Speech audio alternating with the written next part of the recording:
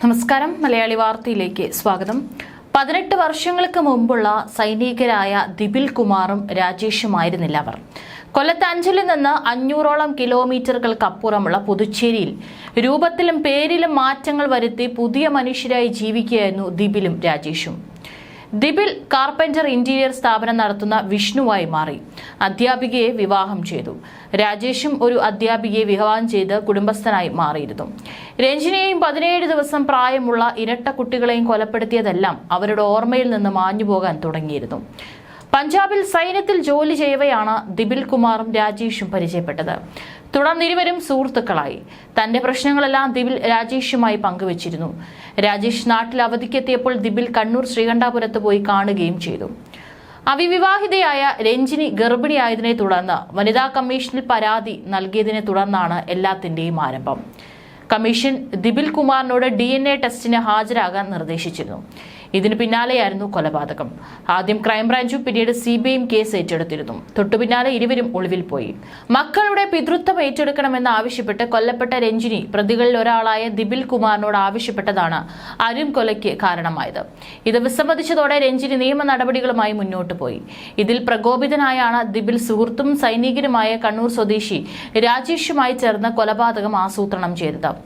യുവതിയുടെ വീട്ടിൽ ആളില്ലാത്ത നേരം നോക്കി അതിക്രമിച്ച് കയറിയ പ്രതികൾ യുവതിയെയും പിഞ്ചു കുഞ്ഞുങ്ങളെയും അതിക്രൂരമായി കഴുത്തെറുത്ത് കൊലപ്പെടുത്തുകയായിരുന്നു. ആസൂത്രണം, തയ്യാറെടുപ്പ്, നടപ്പാക്കൽ എന്നീ 3 കാര്യങ്ങളും പൂർണ്ണമായി നടപ്പായ ഒരു കേസായിരുന്നു അഞ്ചൽ രഞ്ജിനിയുടെ വധമെന്നും അന്വേഷിച്ച ഉദ്യോഗസ്ഥർ അറിയിച്ചു.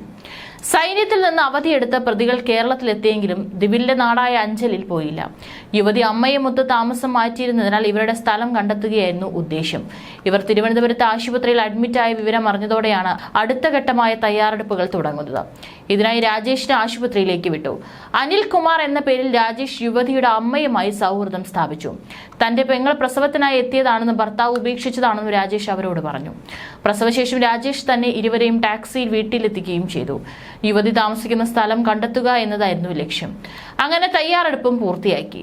പിന്നീട് രാജേഷ് ഈ വീട്ടിൽ ഇടയ്ക്കിടെ വന്നുകൊണ്ടിരുന്നു. അങ്ങനെ ഒരു ദിവസം വീട്ടിലെത്തിയപ്പോഴാണ് യുവതിയുടെ അമ്മ പഞ്ചായത്തിലേക്ക് പോകാൻ ഇറങ്ങുന്നത്. അമ്മയെ പഞ്ചായത്തിൽ കൊണ്ടിറക്കിയ ശേഷം താൻ മടങ്ങുകയാണെന്ന് പറഞ്ഞു പോയ രാജേഷ് വീട്ടിലേക്ക് തിരികെ എത്തി രഞ്ജിനിയെയും 2 കുഞ്ഞുങ്ങളെയും കൊലപ്പെടുത്തി. ഇവരുടെ വാടക വീട്ടിൽ ഒപ്പം താമസിച്ചിരുന്ന മറ്റൊരു കുടുംബം സംഭവ ദിവസം രാജേഷ് അവിടെ വന്നു പോകുന്നതായി കണ്ടിരുന്നു. ഇതാണ് നിർണായകമായത്. 2006 കൃത്യത്തിന് ശേഷം 2 വർഷം ഇന്ത്യ മുഴുവൻ കറങ്ങി. 2008 പോണ്ടിച്ചേരിയിലെത്തി പേര് മാറ്റി താമസമാക്കുകയായിരുന്നു. പിടിക്കപ്പെടാതിരിക്കാൻ ബന്ധുക്കളെ ആരെയും വിളിപ്പിച്ചിരുന്നില്ല. പോണ്ടിച്ചേരി സ്വദേശിനെ വിവാഹം കഴിപ്പിച്ചു. വർഷങ്ങൾ അത്ര കഴിഞ്ഞതോടെ ഇനി പിടിക്കപ്പെടില്ല എന്ന് കരുതിയതായും ദിപിൽ കുമാർ മൊഴി നൽകി. കൊലപാതകത്തിന് ശേഷം രക്ഷപ്പെട്ട രാജേഷ് വാഹനത്തിന്റെ RC ബുക്ക് ഉൾപ്പെടെയുള്ള രേഖകൾ ഒരു പാക്കറ്റിൽ കൊല നടത്തിയ വീട്ടിൽ മറന്നുവെച്ചിരുന്നു. ഇതേ കേസിന്റെ പശ്ചാത്തലത്തിൽ പ്രതികൾക്കെതിരെ ഇന്ത്യൻ സൈന്യവും കേസ് ഫയൽ ചെയ്തതോടെ സൈന്യവും നിയമ നടപടികൾ ആരംഭിച്ചു. പോണ്ടിച്ചേരിയിൽ സ്വന്തമായി വിലാസമുണ്ടാക്കി. അവിടെ നിന്നും ആധാർ കാർഡ് എടുത്തു. ഇരുവരും ഒന്നിച്ച് ബിസിനസ് ആരംഭിച്ച് അവിടെ തന്നെയുള്ള യുവതികളെ വിവാഹം ചെയ്ത് സുഖജീവിതം നടത്തി വരികയായിരുന്നു. 2 പേർക്കും കുട്ടികളുമായി. 18 വർഷകാലം നിയമത്തിന്റെ കണ്ണിൽപ്പെടാതെ കഴിഞ്ഞെങ്കിലും ചെന്നൈ CBI ഓഫീസിലേക്ക് അജ്ഞാതരമായ ഒരു സന്ദേശം ഇവരെക്കുറിച്ച് ലഭിച്ചതോടെയാണ് പ്രതികൾ നിരീക്ഷണത്തിലാവുന്നത്. ഇതോടെയാണ് പ്രതികളുടെ വിവരം ശേഖരിച്ച് അറസ്റ്റ് രേഖപ്പെടുത്തുന്നത്. ഹിന്ദി നന്നായി കൈകാര്യം ചെയ്തതിനാൽ ഉത്തരേന്ത്യയിൽ എളുപ്പത്തിലും ഇവർക്ക് തങ്ങാൻ പറ്റിയിരുന്നു. വീട്ടുകാരുമായുള്ള ബന്ധവും അവസാനിപ്പിച്ചു. ഇതോടെ അന്വേഷണം വഴിമുട്ടിയെങ്കിലും പോലീസ് ശ്രമിച്ചുകൊണ്ടേയിരുന്നു. ഒടുവിൽ 18 വർഷങ്ങൾക്ക് ശേഷം അവർ പോലീസിന്റെ വലയിലുമായി.